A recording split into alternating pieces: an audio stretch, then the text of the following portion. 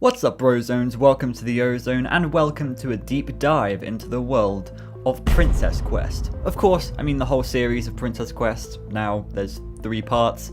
Man, part 3 really left us on a cliffhanger. Let's talk about Princess Quest 1, Princess Quest 2 and Princess Quest 3, which are all about the dark history of the princess's quest. That sounds obvious, but believe me when I say there's a lot more meaning here than you may think. Today's video is going to work a little differently because it is entirely scripted, so let me know if you like this video format, and I may make more videos like this one in the future. Throughout Security Breach, you may find the clues in the duffel bags that inform you there is something going on with Princess Quest arcade machines, a name that first appeared in the mobile port for Five Nights at Freddy's VR Help Wanted. Funnily enough, the mobile port for the VR game is actually a canon element to the series. One message states that there's a Princess Quest 1 machine somewhere in the building, an actual stand-up arcade. I guess the devs pulled it from that old mobile game, but why port to an arcade? And then the messages continue, showing that someone is trying to solve this arcade conspiracy to save the princess.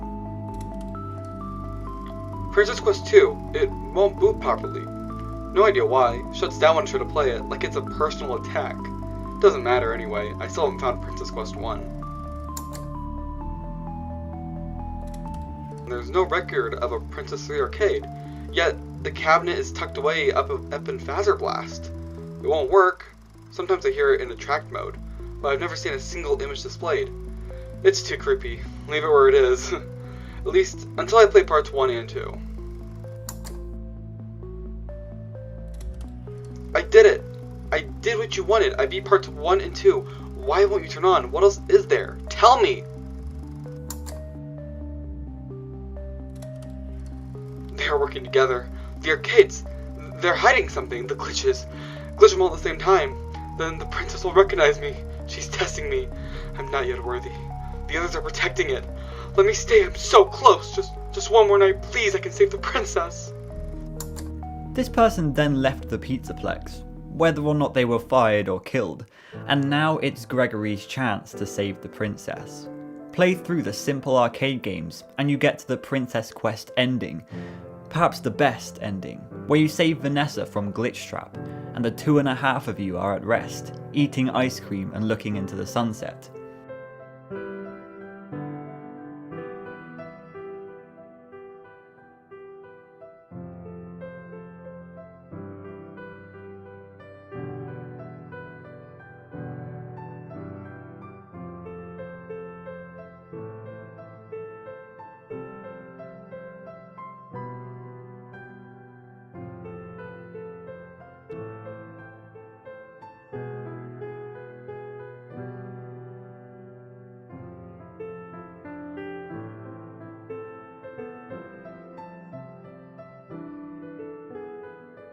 But how did this work? How did playing 3 arcade games save Vanny and give the best ending in the game? Well, firstly, there's clearly something wrong with the arcades. I don't think that the contents of the game are actually part of the original game. I believe a lot of the dark rabbit creatures are glitch trap manifestations, much like the big rabbit amalgamation at the end of Princess Quest 1, which we should probably talk about. This strange creature speaks in a weird coded language. When decoded, we can find out that it actually says "I always come back," which is Afton's classic line. However, in the game files there's another message saying "It's me," a message associated with Golden Freddy. People may have other beliefs, but mine is that Cassidy, who is the 5th victim of the missing children's incident, is at least one of the souls that possesses Golden Freddy. And so a huge connection here can be made too, when you consider that the file name for the princess is actually titled Cassidy.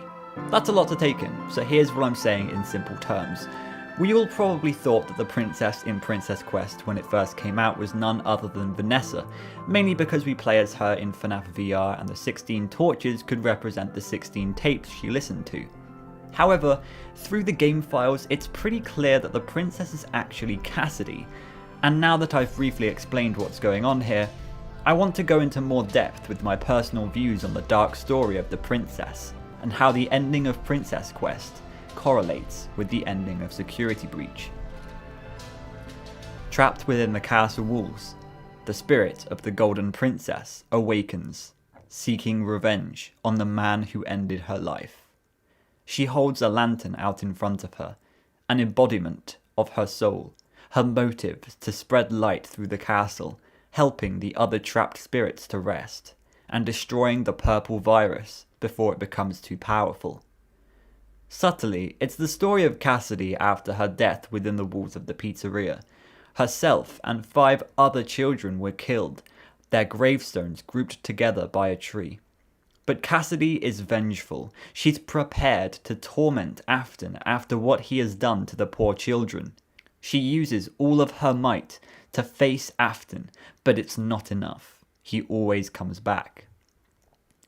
That is until chapter 2, when the princess is brought an opportunity. She awakes to the sound of a talking old man with flowing water. You are alive. That is good. Take the sword of light and go.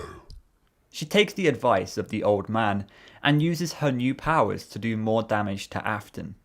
The old man, of course, represents Old Man Consequences, sitting at his lake, giving Cassidy her new quest.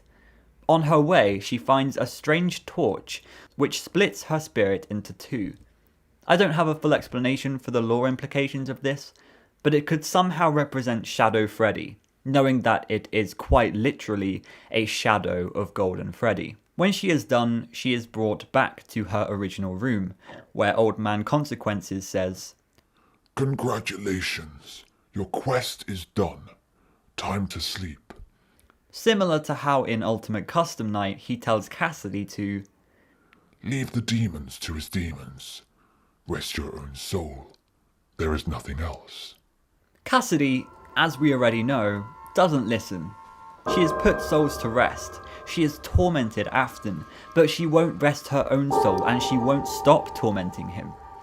And because she doesn't stop, she is carried with Afton into the digital world. Afton is put into the VR game and Cassidy still holds on. That brings us to chapter 3. Cassidy wakes up again, this time in the FNAF 1 office from FNAF VR. She haunts Curse of Dreadbear, where we see Golden Freddy Easter eggs. She retrieves the Vanny mask and the Glitch Trap plush, the 2 items that kickstart Vanny's personality, and it brings her to the room behind the curtain. None other than the shut door Vanessa's personality is locked behind. Cassidy opens it, hearing the screams of Vanny being killed off, and saving Vanessa from Afton's grasp. Cassidy saved Vanessa. Princess Quest, which by the way is a working title, is actually Cassidy's quest. Cassidy's full story of becoming nothing but a spirit. One that seeks revenge and takes action against Afton. Princess Quest was originally a minigame on the mobile port both in and out of universe. It was then, as previously stated, ported to the arcade machines, meaning Cassidy possesses the machines. By saving the princess, you are neutralizing Afton's digital form and freeing those who have been taken hostage by him. And this is why I believe this ending is the true ending. You've defeated Afton in one form. You've disconnected him from the digital world after him mistakenly being imported into VR. However, as we know, Afton always comes back. And we know at this point that Afton was not only thriving as a virus, but he's also draining power from the Pizzaplex to do more harm in the future. With this ending being canon, we would have gotten rid of half of Afton, but the other half, the physical half, is going to come back in one way or another. Hopefully you enjoyed this theory video. As I said, it was very different to my normal videos, but if you enjoyed, then make sure you tell me below, and you also subscribe. Thank you to Psychic for doing some of the voice lines for this video. I hope to see you all again soon, but I've been Ozone, and I have to go zone. See you later.